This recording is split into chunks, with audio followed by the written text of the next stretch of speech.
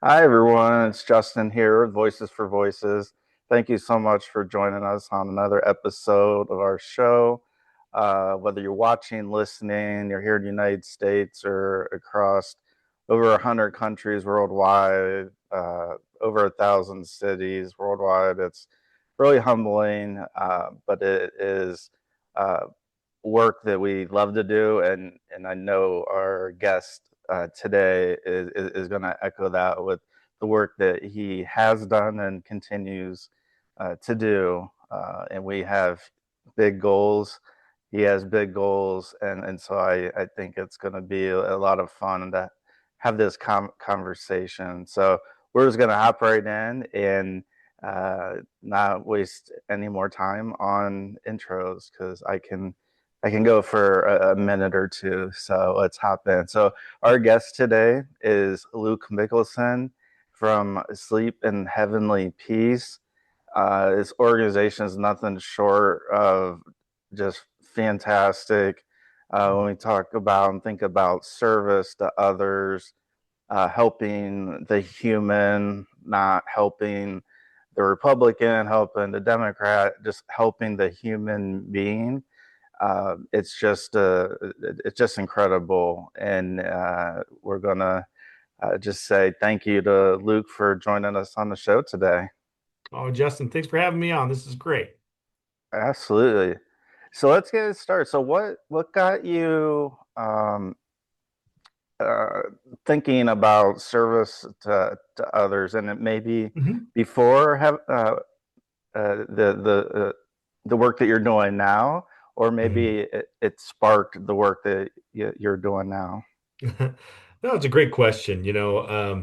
I think it's easy to answer for me. I grew up in a small town, and the benefits of growing up in a small town is you know everybody and they know you, and that maybe is also not the benefits, but getting to know everybody and being so close connected, you feel responsible for each other. You feel like you need to support them, mostly because you know exactly who they are, they know who you are, and so when someone's pulled off on the side of the road, you got to stop and help. So Mhm. and I was also a farm kid from Idaho, right? Pretty humble means. My mom raised us, so I was raised in a single parent home with, there's five of us, and so we learned how to live with that. We learned how to do with what we had, but we also had a great community that helped and jumped in. And for example, when my parents split up, that next Christmas and pretty much every Christmas after that, we knew we weren't going to get much because it was my mom and single income, but I remember walking out that first Christmas season to and opened up the mailbox to grab the mail, and there was $1,500 cash in an envelope. And we knew that came from the community, and that's just what you did, right? And Yeah. and I always remember thinking, I was really grateful for that, but I wanted to be that guy too. Someone could, so they did. I want to be when I can, I will type guy. And so, I think service just was something that was always in the back of my mind because I appreciated what was given to me and the lessons I learned back then. And I've always felt that true service and I should say true joy comes from serving other people. When you have a chance to stop thinking about yourself and thinking about your own problems and maybe focus some of your effort on someone else and helping them through some of their challenges, your problems don't go away, Justin. They just don't feel as heavy, and when they get shrunk down like that, I think they're easier to deal with, and sometimes you just find different ways around it that you might not otherwise have seen because your problems just seem so huge. It's like a monster in the closet that you've never seen. It's just as big and bad and as ugly as you want it to make it. And until you actually see it, you might realize there is no monster. It's a very small one, right? So I think service did that for me, and I've just carried that through my life. When I served a mission for my church, I looked at it as a way to serve, not to convert, right? Just to serve people. And my mission president actually taught me that. And then he taught me later on, he says, whatever profession you go into in your life, always look at it as a way to serve others, no matter what you do. And I love that. And it's really helped me, especially during those hard times, when work is a little rough. And I was an outside salesman, if that doesn't shock everybody. So when there's problems with a client or a customer, I didn't get down about it. I actually looked at it as a great opportunity to build relationships with them, because I wanted to be that Superman for them. I wanted to solve it for them. I wanted to serve them. And so I think it just inherently came a part of my upbringing and has stuck with me for, my whole life. Yeah, and that's awesome, and that's kind of how I feel. You know, you get asked questions all the time. You know, how do you get started? What made you stop and do something, Yeah. or incorporate a trip? And it's like, well, if I already had a trip in mind, and I have a couple days, and there's an opportunity to help others. Then I was lucky to go to Ukraine and help some people just a couple of years ago. And people asked me, like, why would you go in like a war zone with missiles flying? And it was just one of those things where obviously I wanted to do something different that not everybody had done. But then I Right. also just wanted to be with people who, on a minute by minute basis, don't know if they're going to be in a bomb shelter. They're Right. they're doing their classes in bomb shelters. And uh, anyway, so I was asked after that, like, why would you even think about doing that? I even hesitated to tell family because of how risky it was to do that, just as an example. Yeah. And so I think you and I share that trait, that when something comes up, like you mentioned, you just step in, and when you're Yeah. able to do it, you just do it. And I think sometimes it's easy for people to understand, and sometimes it's Yeah. like, but why would you do what you're doing? Right. And so with sleep in heavenly peace, how did that came about? Was that uh did that come from your outside sales experience, like a vendor that you worked with, or Oh. was that just kind of from the ground up? Well, it's a story that gets created, like I think a lot of movements in our country, in our world. It started in a garage. You know, um, I didn't know child bedlessness was even a real thing. It's not even a real word, Justin. You believe that? I type it all the time and I get that red line underneath it. Just bugs me, but I like using it because it's the irony that even bedlessness doesn't know it's real, but it is real and it's real all over.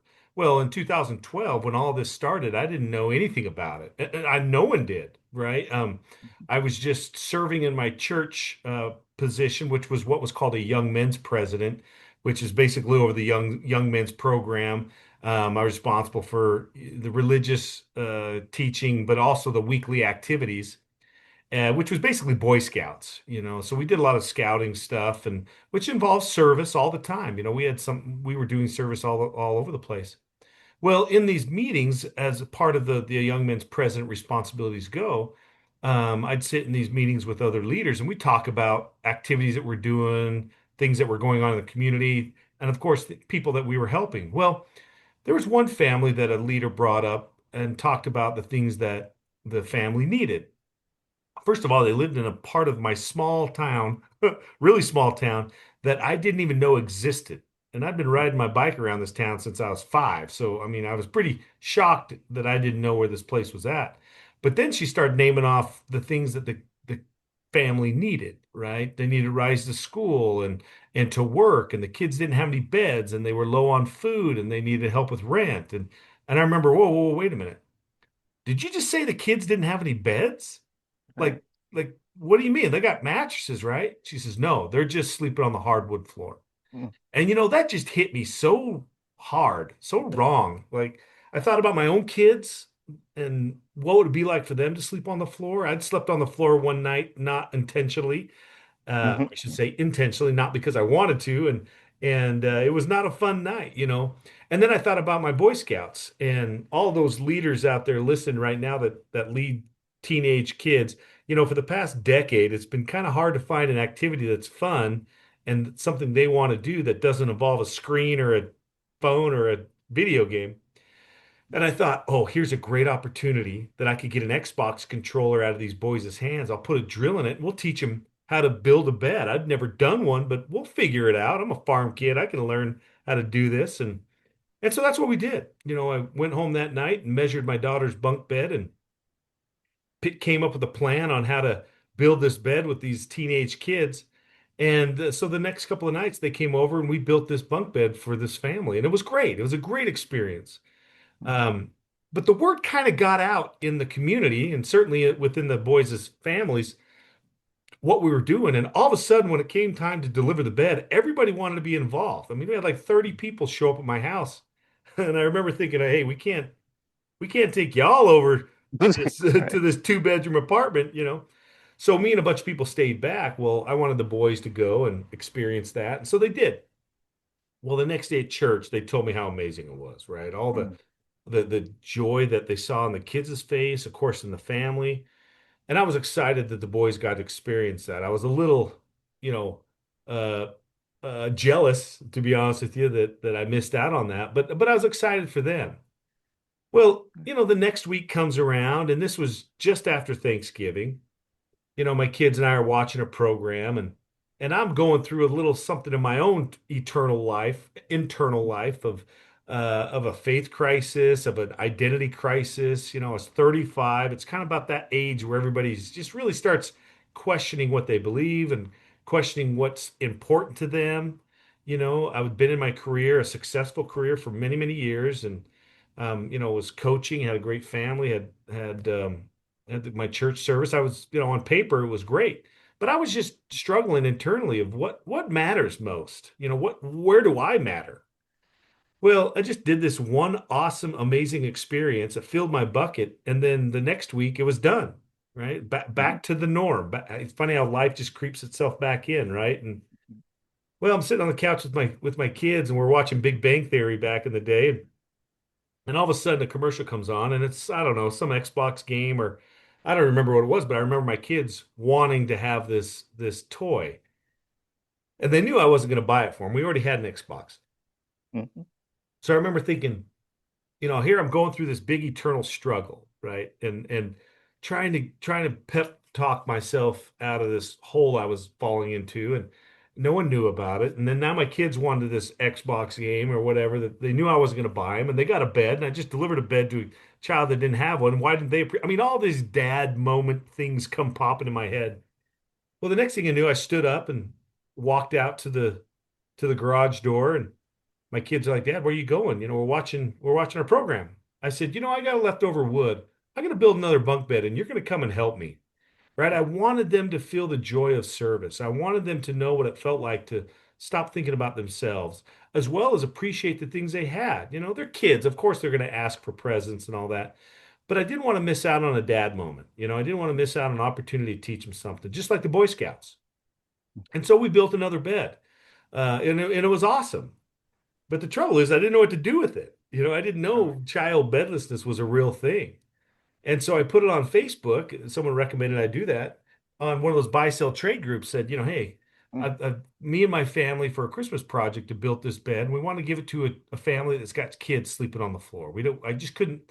I couldn't handle thinking about a child, you know, during Christmas time in Idaho, which is not a warm place, by the way. mm, Um, you know, to sleep on the floor. And so I did that. And a couple of things happened that was really shocking to me. The first thing was how many people commented on that post. People I never knew, I had no idea who they were, and people that, you know, friends I hadn't talked to for 20 years. And the yeah, second shocking thing was is they all knew about kids. They all knew someone that had kids sleeping on the floor, families that they knew, and the conditions that they were sleeping in. You know, hardwood floors, concrete floors, pallets, you know, kids, three or four kids to single bed. I mean, it was just really shocking to me that this was going on in my own small community in Idaho. So I was pretty excited, and I wanted this bed I built with these kids, with my kids, to go to a special child, a special situation, one that really needed it. Well, I found one, and it was a friend of mine that called me up and said, "Hey, Luke, have you delivered that bed yet?" I said, "No, no, I haven't. Why? What's up?" She says, "Well, let me tell you about Haley." So Haley was a 6-year-old girl that had never slept on a bed before. She'd only slept in the backseat of her mom's car. They were homeless, right? And sure enough, my friend was helping them get a house and get out of homelessness, and so they finally had a house. And I thought this is perfect. So I loaded up the bed, and me and my buddy went out to deliver this bed to this family.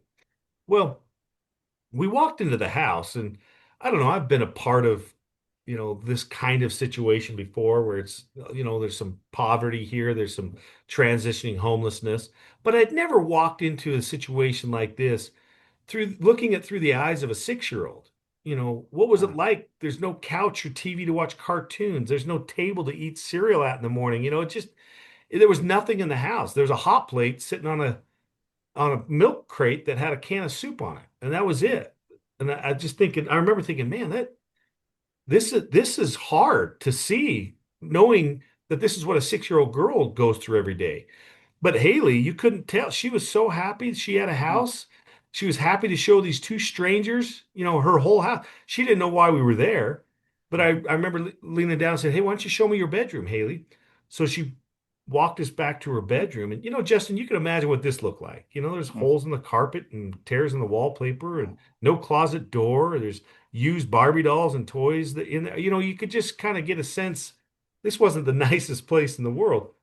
But of all those things that were hard to look at, the hardest thing and the one that got me the most is when I looked in the corner of the room and there was a pile of clothes sitting there. And that's where Haley slept. She'd Oh, come home from school, she'd put on her PJs, sleep on her school clothes, a shirt for a pillow and pants for a blanket, and then put those same shirt and pants on the next morning and go to school. That was so shocking to me. I'd never seen that before. I wasn't prepared for it. And almost got upset about it. Like I was mad. This is going on in my own hometown. Heck no.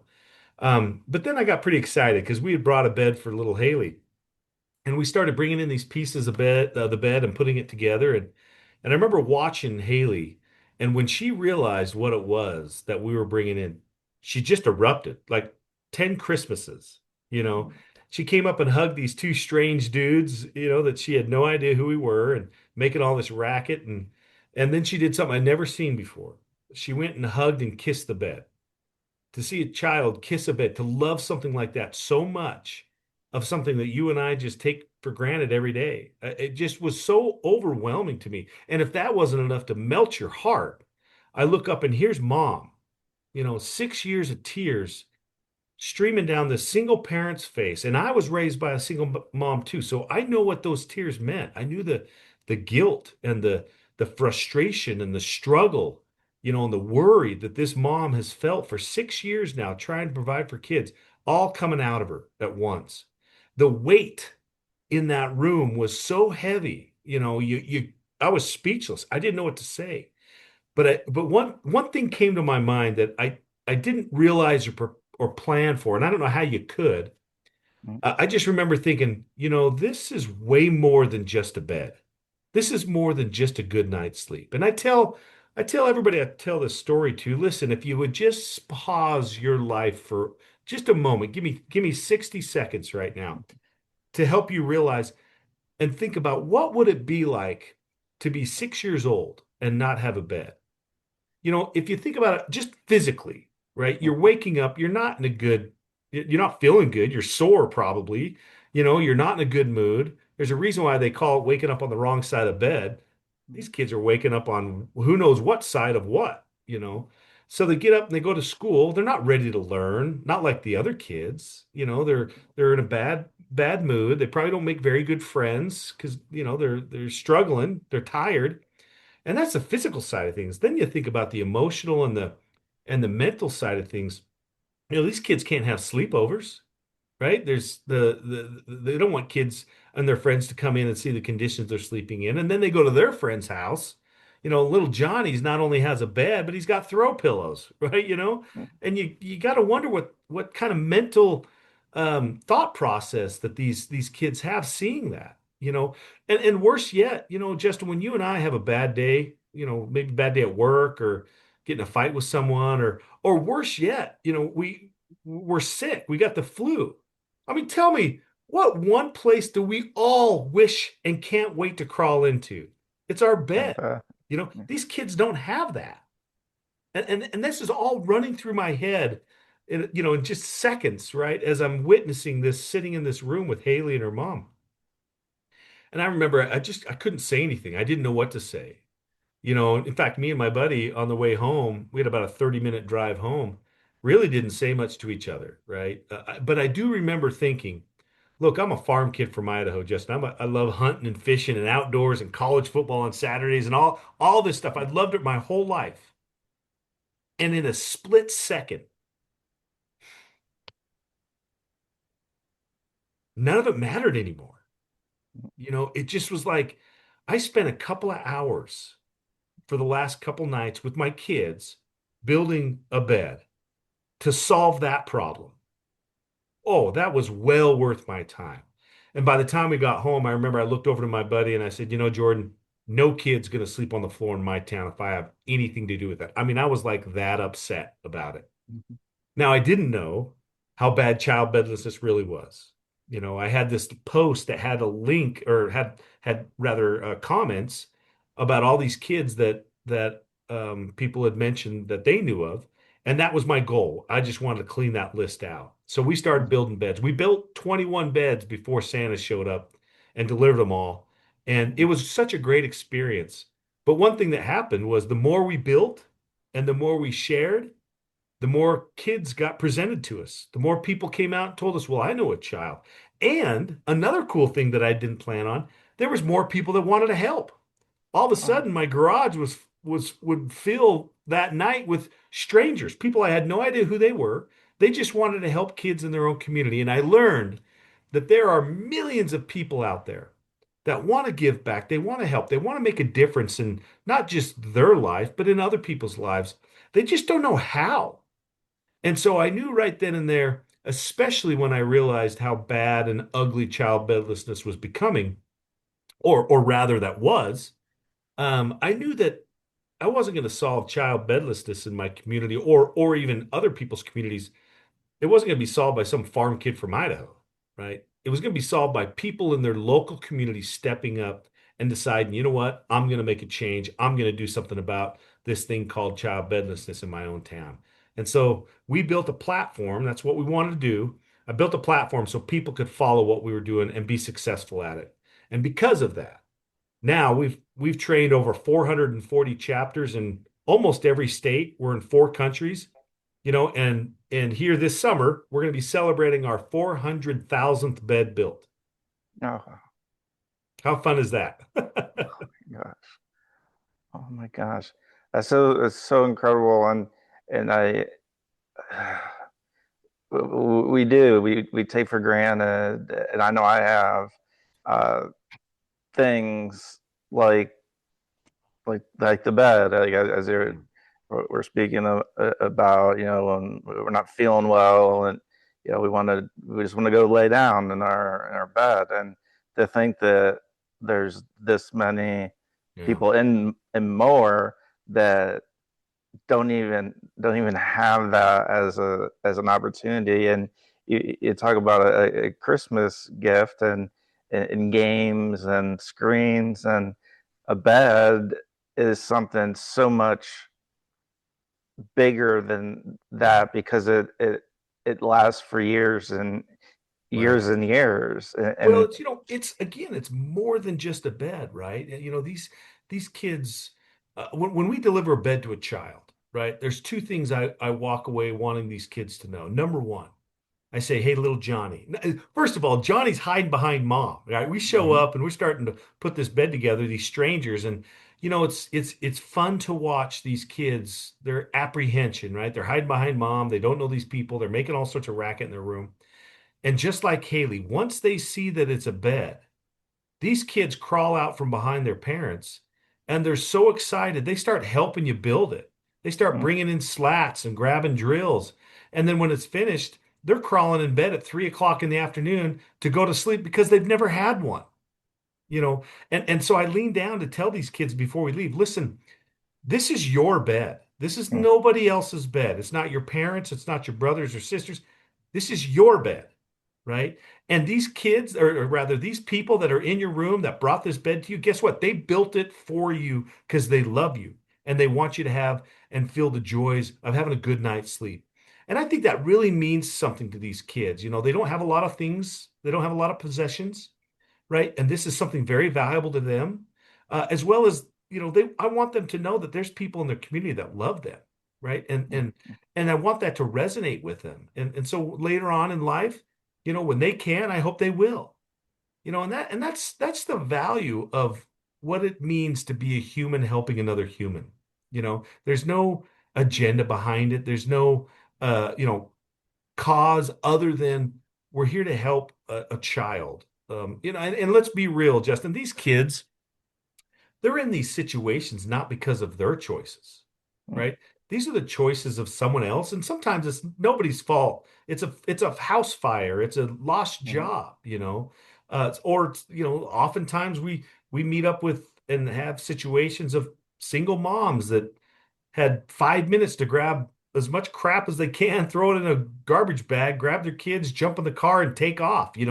That's a real situation, and these kids suffer from it, and so the least we can do as fellow humans, fellow community members, is to provide that for them, because uh, food, clothing, shelter. These are the three the big three I call, right? But beds, unfortunately, are a luxury for these families, and they mm, shouldn't be. It shouldn't be a luxury for a kid to have a bed. And the funny thing is, I guess not a funny thing, the sad reality is, I didn't know how bad child bedlessness was, right? There was two things that happened that kind of woke me up. The first mm, thing was when I said, okay, this family Christmas project that we've been running a couple of years, I can't finance this myself, and other people wanted to donate money.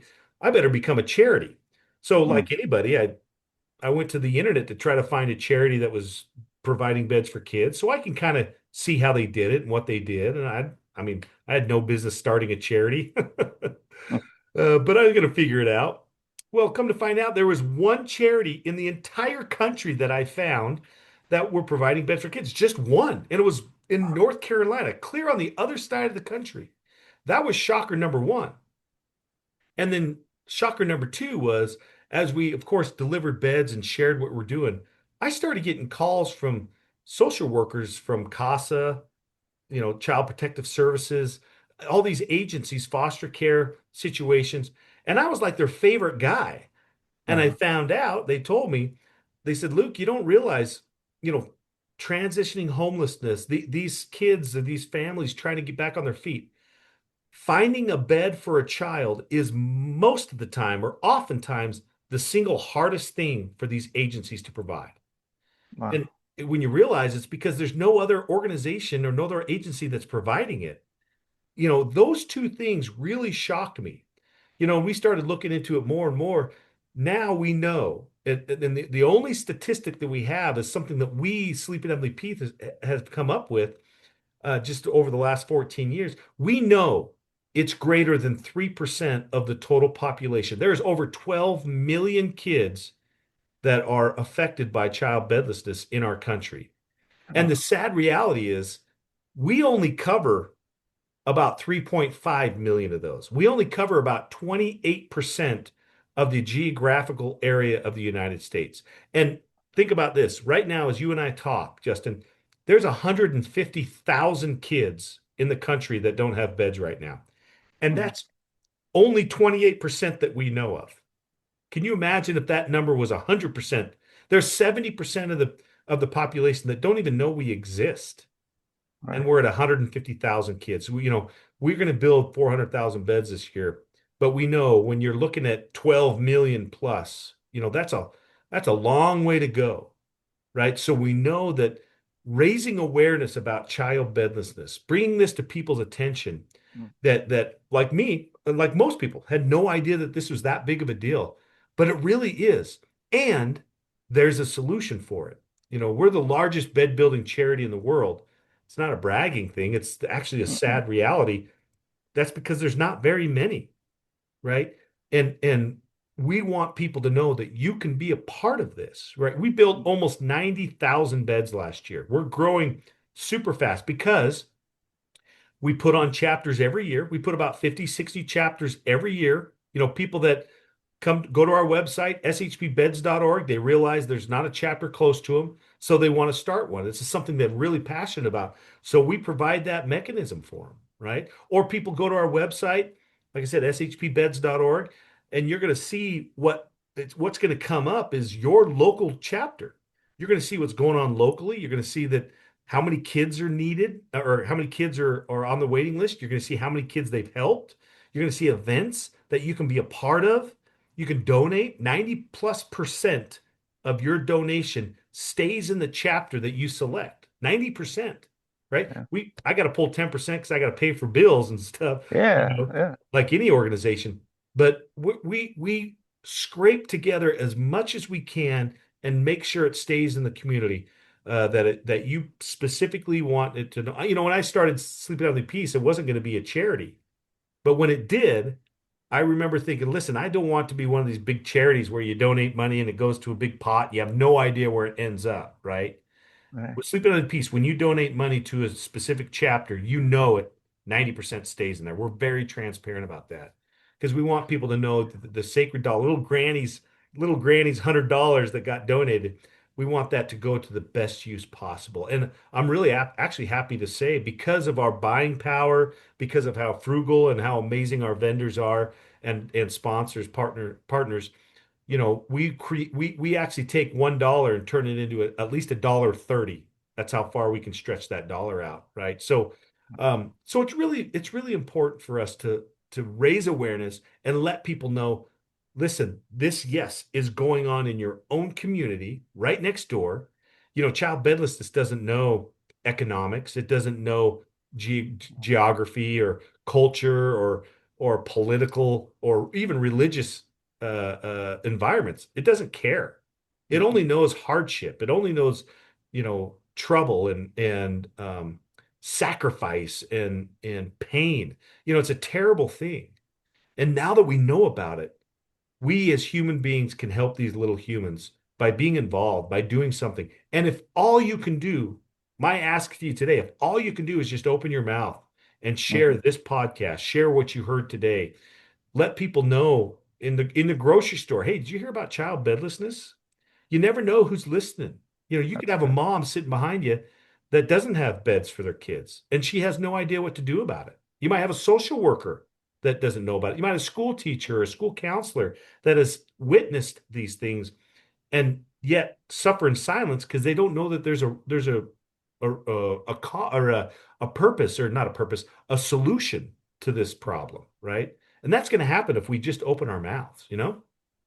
Yeah, and hear you say that there's only one other organization in the United States, other than yours, that that word of mouth, that Yeah. person that watches our show, other shows, listens to our show, other shows, just hearing that, hopefully, and it's sad to say, it should shock people that this is happening, and that Yeah. in our own communities, in our own country, that this is really like a little bit of an epidemic of sorts. What? 100%. Yeah. 100%. And yeah, since we've started, I'm happy to say that we have more nonprofits have come up. Even there's been two or three that have started as chapters with Sleep Only Peace and now have their own bed building charity, which is great. Oh, We want trust me, there's more kids out there than one charity can handle, and that's great, right?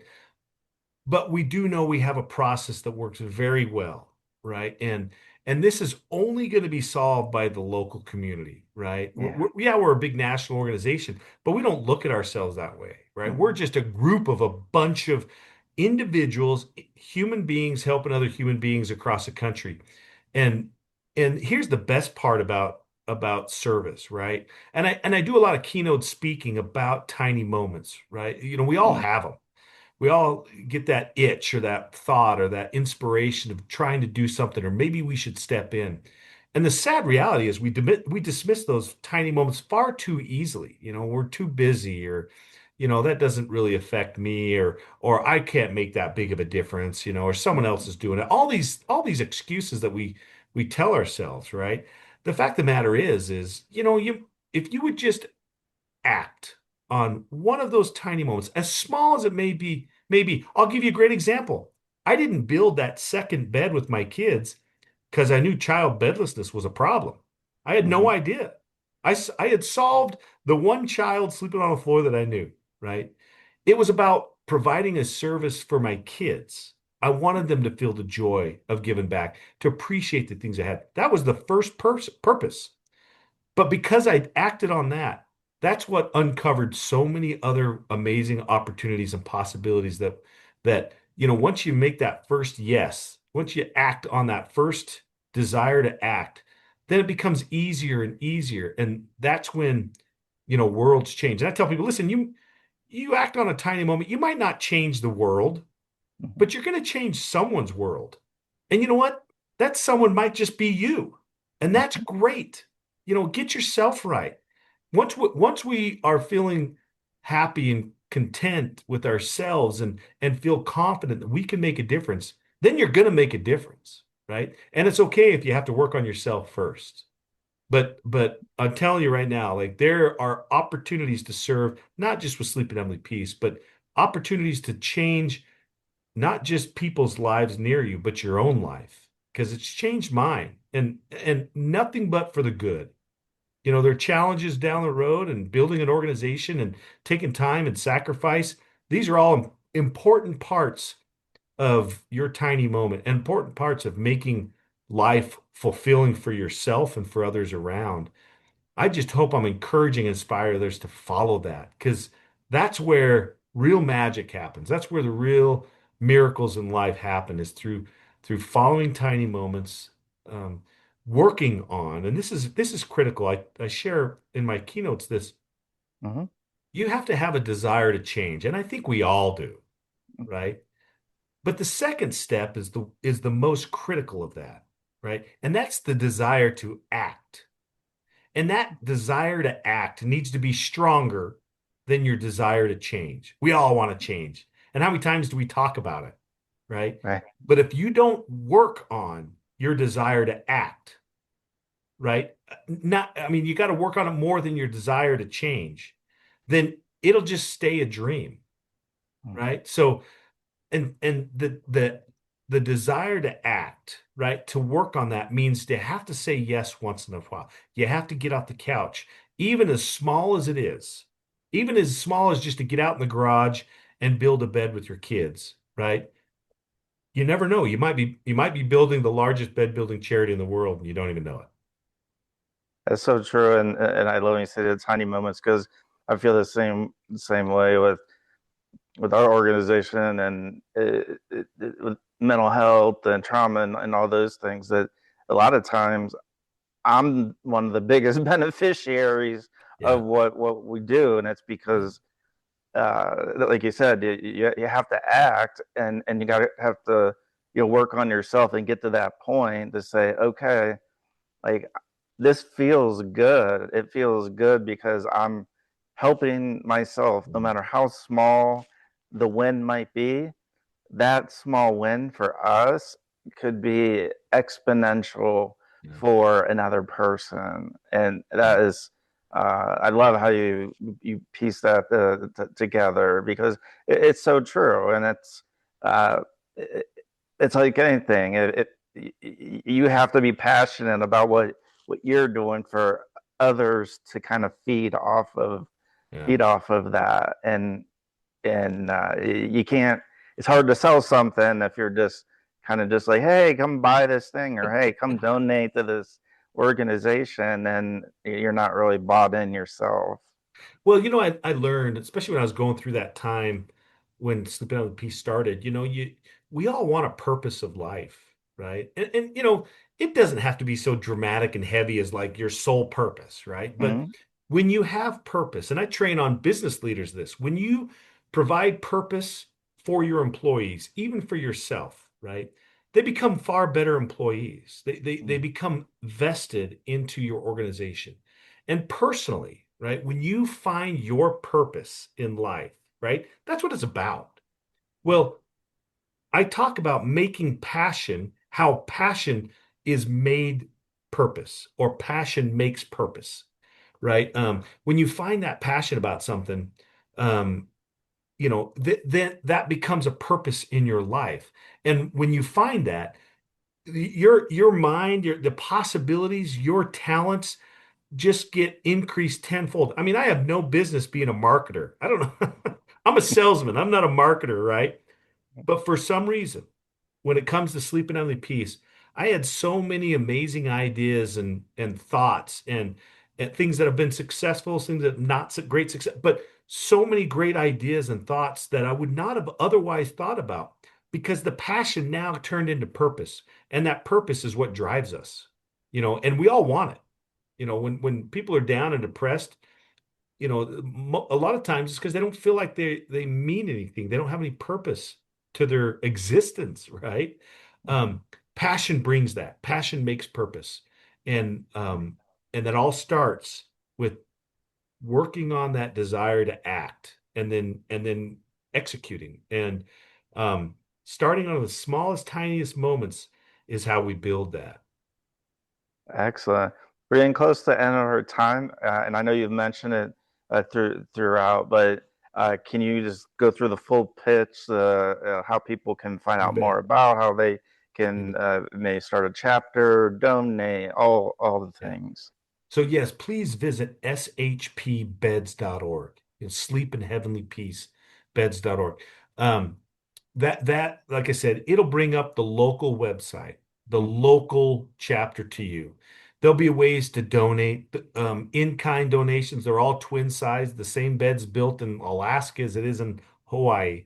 Okay. Um, so you can donate brand new sheets and mattresses if you want. You can donate dollars. You can get involved. Every Mhm. chapter needs help. Every chapter needs what we call a core team member, someone that can be there on a fairly regular basis, help teach people how to build beds, deliver beds. It's the most amazing experience, right? If you know of a child, please fill out an application for them. Let your Yeah. social workers know that this is a an opportunity. This is a solution to these problems.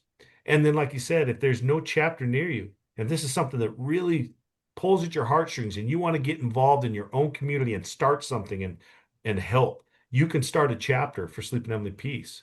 And we train you uh, very successfully. We only lose one or two chapters a year, and that's usually because someone moves.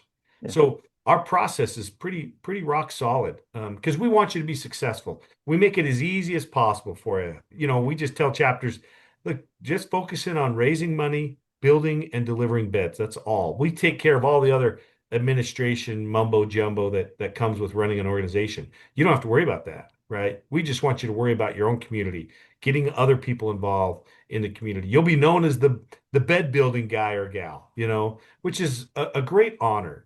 And anybody can do it. Listen, I'm a farm kid from Idaho. I don't portray anything other than that because I want people to realize, hey, if a farm kid from Idaho can do it, anybody, anybody can do it. Excellent. And the it just went through their website, and then as far as social media, is it very similar to Oh that? yeah, Like, sleep in heavenly peace. If you want to, every chapter has its own Facebook page, which you'll find on the website. okay, You're looking for me personally, just type in Luke Mickelson, okay, or SHP Luke. You'll find me. Love to hear from you. If you have any questions, love to answer those, give you some more information. yeah, Again, we're just a group of humans trying to help other humans, and you're a human being, right? No matter what you are, whether what religion or political stance or culture, it doesn't matter. We're all human beings. Let's help each other out through this time of life. We only have one trip around this blue dot, right? We can help each other out, enjoy it while we can. great. Anything that we didn't touch on, Luke, that I you think wanted we to? got it. I hope Okay. so. Thanks for having Yeah. me on. And you know what, Justin, thanks for having a podcast because we wouldn't be able to, us guests, we wouldn't be able to voice our messages out unless we had someone like yourself that takes time Um, and effort and sometimes a lot of money, personal money to get something produced. And so thank you on behalf of all your listeners mhm. for taking the time to do so. Yeah, you're welcome, and that's our goal is help one person at a time, and we can't help like as you mentioned, can't help everybody in the world, but Right. we can change the world for one person, and then that one person could that maybe down the road help another person, That's right. and that's really just being a human and being a part of humanity and. Right. Uh, so thank you so much for reaching No, out. thank you. Because if it wasn't for you reaching out, we wouldn't have this awesome opportunity to share and learn so much. And our listeners, all our viewers, please reach out. Please see what you can do personally. And if you're not able to reach out in your community, if you're a community leader, just like Luke mentioned, word of mouth, let people know that this is it's a crisis that's happening, and um, we we can do as much as we can do. And like you said, it could be the bed building and guy or gal in the community.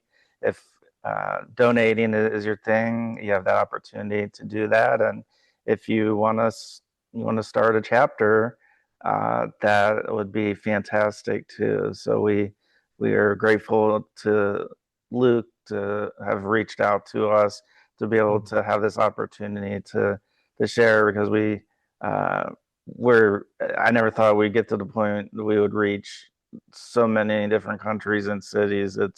Uh, it's mind blowing, and so we No, want no matter where you're at in the world, start a chapter. If you don't have one there, or see what you can do and help others in right. your community, or you may know somebody in another country that you might be able to help. Right. And we're just grateful to have so many awesome people that are doing such great work.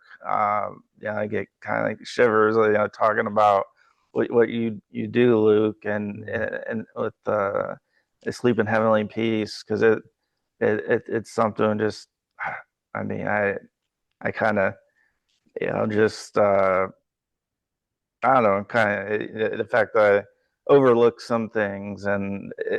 it's like, man, like, but we can't do anything. We just have to kind of move on from where we're at and see what we can do to help. Right. And I know from the server's point of view, once it gets started, it's one of the happiest, most less, while there is a little bit of stress, it feels so much better than sometimes other things do, and that's the big thing. It's like, hey, you can help make a difference not only for a person, but that person may also be yourself. So, That's right. thanks to Well, Luke. thanks for having me on. I appreciate it. And yeah, and look forward to maybe the next time we get to talk. Absolutely, yeah, reach out. Definitely, we'd love to have you on as time goes on. Just Awesome. reach out. We'll get you a slot. No doubt. Thank you, sir. And thanks to our viewers and listeners. Please reach out, learn more about Sleep in Heavenly Peace and Luke Mickelson. It's been a pleasure and a blessing. Grateful to have the opportunity to have a gentleman like this who is making such a big difference in the world. And we're sending our love and support to Luke and his team everywhere they may be, and the human beings that don't know yet that will be joining his team. So thank you, and we will see you on our next episode of the Voices for Voices TV show and podcast. And I've been your host, Justin Allen Hayes, founder of Voices for Voices. And our guest today has been Luke Mickelson, Asleep in Heavenly Peace. Have a great day, everyone. Bye bye for now.